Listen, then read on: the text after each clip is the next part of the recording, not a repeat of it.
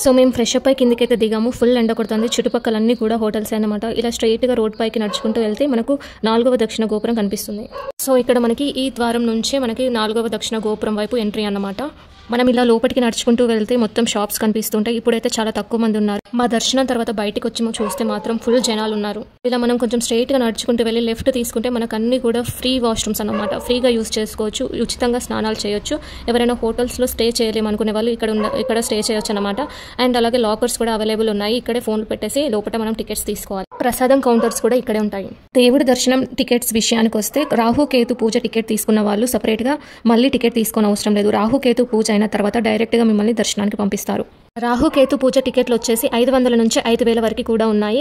పూజ అనేది అన్ని కూడా సిమిలర్గా ఉంటుంది. బట్ మండపాలు అనేవి చేంజ్ అవుతాయి అన్నమాట. దేవుడి సన్నిధిలో ఉన్న మండపంలో మీరు చేసుకోవాలి అంటే టికెట్ కాస్ట్ వచ్చేసి 5000 ఉంటుంది. దాని పక్కనే ఉన్న మండపంలో చేసుకోవాలంటే 2500 ఉంటుంది. కొంచెం దూరం ఉన్న మండపాలలో చేసుకోవాలంటే 500, 750, 1500 అలా ఉంటాయన్నమాట.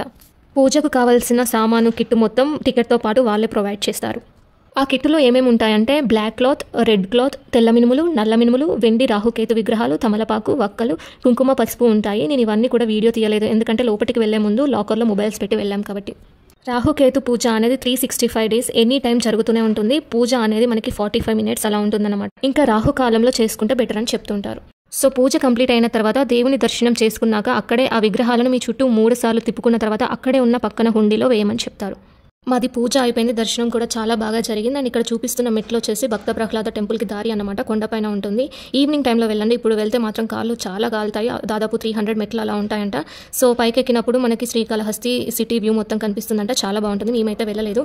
మేము పూజ టికెట్ వచ్చేసి 2500 తీసుకున్నాము. సో మాది దర్శనం అయిపోయింది. మేము రూమ్కి వచ్చేసి కాసేపు రెస్ట్ తీసుకొని అక్కడ వెజ్ హోటల్స్ ఉంటే అక్కడ తినేసి మేమైతే ఇంటికి స్టార్ట్ అయిపోయాయి అనమాట.